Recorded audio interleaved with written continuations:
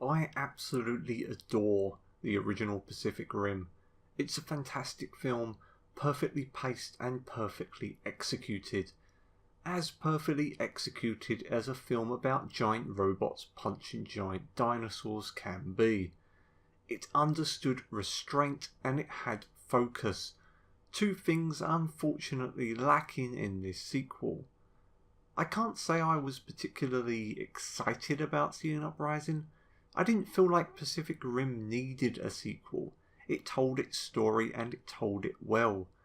I was also wary when Guillermo del Toro stepped down as director. He's listed as a producer on Uprising, but we all know what that means. Ka-ching! He went off to make The Shape of Water, which was pretty good, but it's no Pacific Rim. Pacific Rim was Del Toro's baby, his vision, his passion. So without him, what do we get? We get a fine but forgettable sequel that probably didn't need to be made. We get a film that's messy and unfocused. During the film, one character comments that bigger is better, and that seems to be the approach they took to this sequel. Toss in everything and make it big. We get a lot of stuff, but none of it quite hits. You've got Jake's story, John Boyega, combined with the cadets about proving yourself. You've got a story about the Jaeger pilots being retired by drone technology.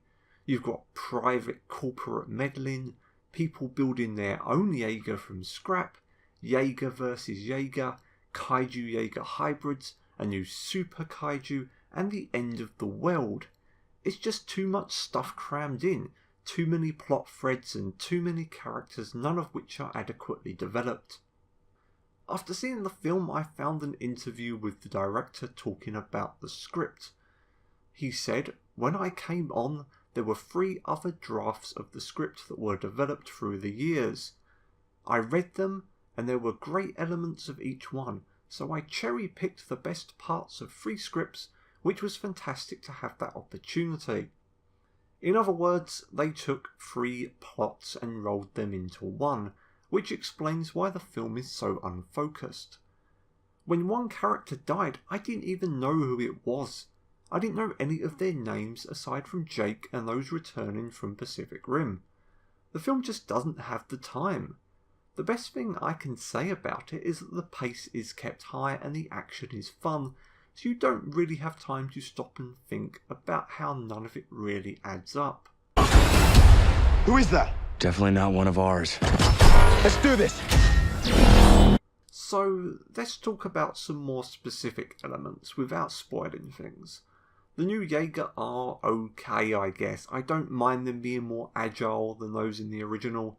The film does a pretty decent job of showing how the tech has improved over the 10 years since Pacific Rim, but the original found a comfortable balance between being cool and being practical.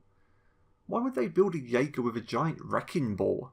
In the original, they took care to minimise damage, but in the sequel, the destruction is dialed to 11.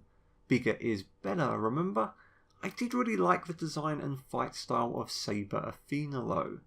At one point in the film, it was starting to lose my attention, but then that classic theme kicked in at just the right moment, and I was back on board to the very end. Overall, Pacific Rim Uprising is a fine but forgettable sequel. It doesn't have any of the heart or soul of the original. It has an unfocused plot and underwritten characters, with none of the wonderful world building, attention to detail or production quality that elevated the original. But if, like me, you are a big fan of the original, then I'd still say it's worth checking out, and you'll probably get some enjoyment out of it.